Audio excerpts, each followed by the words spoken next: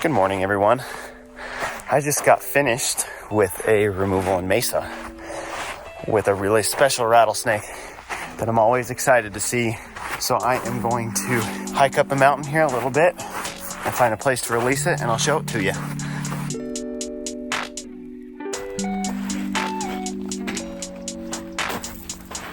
All right, well, I found this nice deep cave here in this wash for this mystery rattlesnake, and it's gonna be nice and cool for the remaining hot months of the year. Let's find out what this rattlesnake is.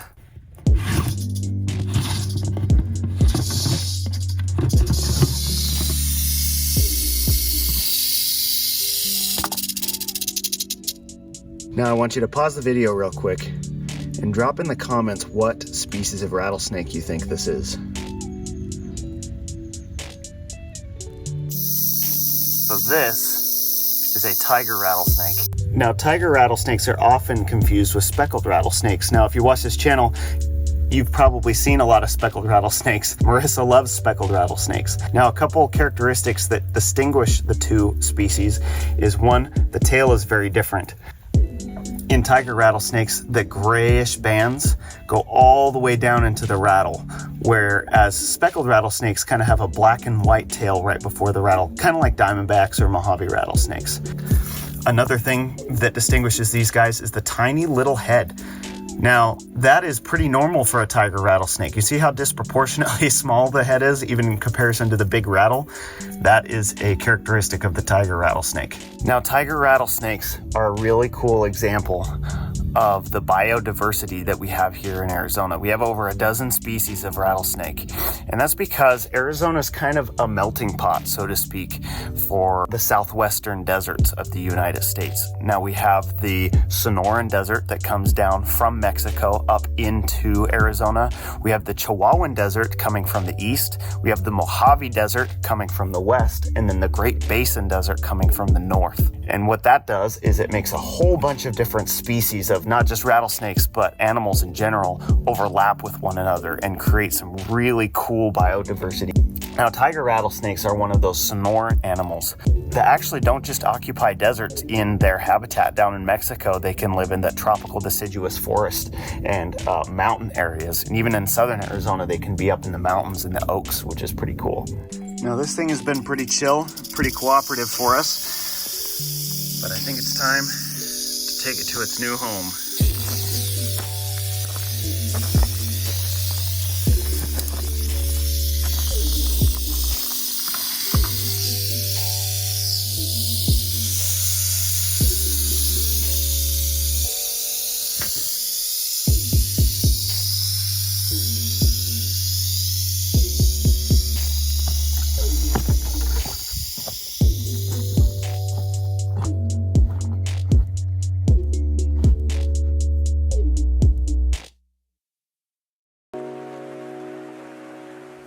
It is a windy and drizzly day in September, which is awesome, actually. And also rattlesnakes think the same, so they're all crawling around like crazy right now. I'm on my way to one that is kind of near me. There's a baby rattlesnake at an apartment complex. And my little baby snake dogs. So at this point in mid-September, I think we've seen the last of our really hot days. Things are starting to cool down a little bit. We have some shorter days, more shadows, and snakes have noticed this. By now, they have given birth, they've mated, they have eaten, they've drank, and now what is left is to gather whatever remaining resources they can and travel to where they're going to spend the winter. So that means that a lot of these encounters are going to be different than they were during other times of year when the snakes are attracted to something on their property. For the next month or so, we're going to see an increase in transient encounters. That is a snake that is just going from A to B and ends up encountering a person along the way. That means that snakes are kind of camping in places temporarily. We're going to see them by doorways, crawling through yards, crawling into garages, that kind of thing. And that seems like the case of where I'm going right now, where there's a baby rattlesnake that is sleeping alongside what looks like a doorway.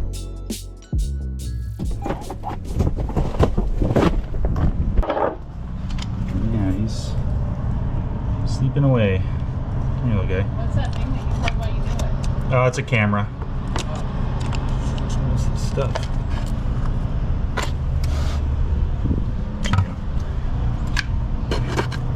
I think that's like scorpion repellent stuff they have there.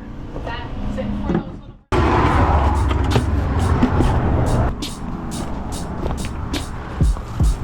little. With this baby, I'm looking for something a little different than what I would have a month ago, where surviving the heat is no longer the challenge. It's providing it with enough context to where it can find a good spot to spend the winter when it decides to get there. So I'm taking it to a pile of debris that will be thermally protected, but also is a spot that a young rattlesnake could easily survive the winter, just so it knows where it is. Lots of debris, lots of lizards, rodent activity. Yeah, we're gonna head and just put it at the base of this big slab. This goes way down deep, and snake will get cover.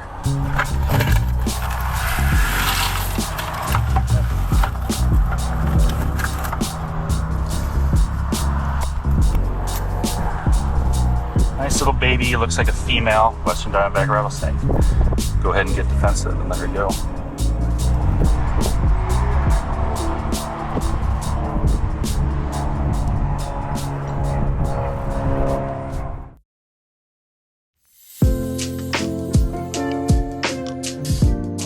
Hey everyone, headed to a call in Maricopa. A lady has a, what she said to be a Sidewinder, just hanging out. She said it's kind of like it has been going under her house. I'm guessing she has like a manufactured home, but right now it is out on the outside, so I'm headed that way now before it tucks back in. It's a really nice, rainy, overcasty day, so snakes are going to be out drinking water and whatnot, so this is a great time to go get this snake before it heads back under the house.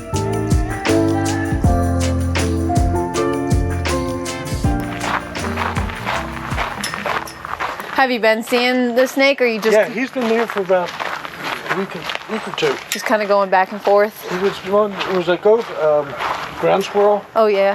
Had a hole there. Mm-hmm. And then one day the snake was there, and I said, hey, he's a squirrel, I'll just leave him alone. Yeah. Oh, yeah. Oh, yeah, he's a little Sidewinder. I can see his little coil marks there. Yeah. Little Sidewinder. Oh, okay, little one. Oh, wow. Hi. I love Sidewinders. They're so cool.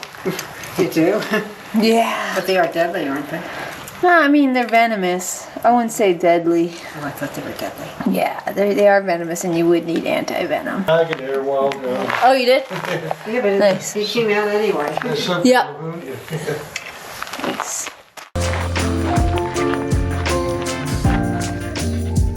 Alright, got another Sidewinder. I'm just getting really lucky. Look at this.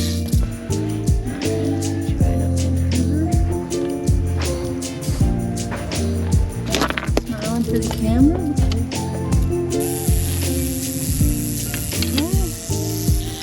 Still want her to be safe in a hole. There you go. Wow. Sidewinder. So cool. See you later.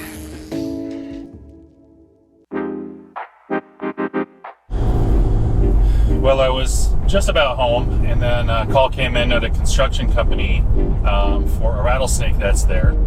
It's not something that they're going to pay for. It's, I think someone there just doesn't want it to die, and he knows that if someone else finds it, they're killing it. So I'm going to rush over there as fast as I can, and hopefully get there in time to save this snake's life. Hi. Got two of them. Two, okay. Yeah, so one of them's right around here. Okay. You can see in that hole, there you can see the patterns all around there. Okay. And then the other one came up and started hiding over here.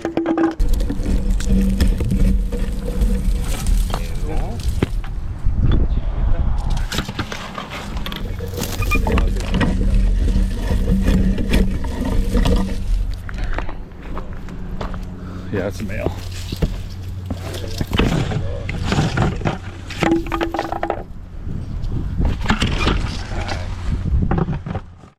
So that's great to see. The guy that runs that crew didn't want the snakes to get hurt, didn't want his crew messing with it where they could get hurt. Just wanted to be able to work safely in an area, so called us out to help out. That is awesome. So actually I'm supposed to be meeting a news crew this morning, so maybe I'll see if they want to meet me out here a little earlier. This is probably more interesting than the baby rattlesnake that I was going to release with them. So I think I'll give them a call real fast. Let's go down that trail. We want to kind of get it down into this drainage a little bit. So that's the hardest part of doing relocation work too, is that it is very easy to put a snake in a bucket. That is where a lot of entities, people, companies, agencies leave it, is that, well, once you put the snake in a bucket, you're done. The hard part is you gotta do something with it now. Where are you gonna put it? And you have to put it somewhere that it's gonna survive, or else there's no point in doing the work. And also you need to put it in a place that's gonna minimize its contact with people. So you can't just throw it over a fence. You can't just drive it out in the desert and let it go somewhere. You have to be able to look at what the animal is, what it needs, what it was doing, its requirements in that time of year for its age and its species and its sex, and make those calls.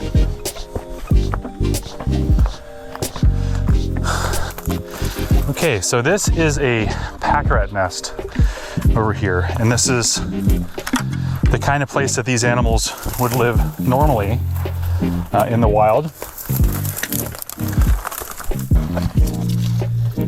Here's female.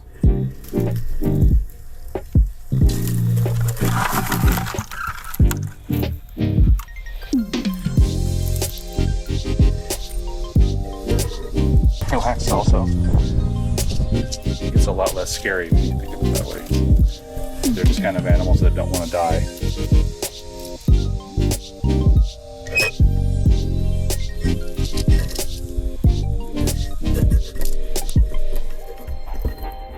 For you, when you're doing all of these removals, what are you seeing a lot? Like, where are particular, I guess if you could say, hot spots for rattlesnakes? So the hotspots are anywhere that you have this mixed matrix of homes with interspaced natural deserts. So basically with the 101 in Scottsdale at North Phoenix, as far north as it goes, you have large lots, lots of natural desert, and conflict with wildlife throughout. Is there anything else that you'd like to add that you feel like maybe we didn't touch on? I would say that I think that people usually have a poor misread on people like me, that we are choosing snakes over people. I hear that every day. It's like, you value a snake more than you value kids. And that's not true at all. We want the same thing if you are trying to keep kids and pets safe from snakes. It just so happens that the best way to accomplish that is to understand their ecology and work with the natural system rather than just shooting everything. I mean, there's people that want to try to fix a computer with a mallet also. They're not going to succeed, and this is also a very complicated matter that needs understanding. So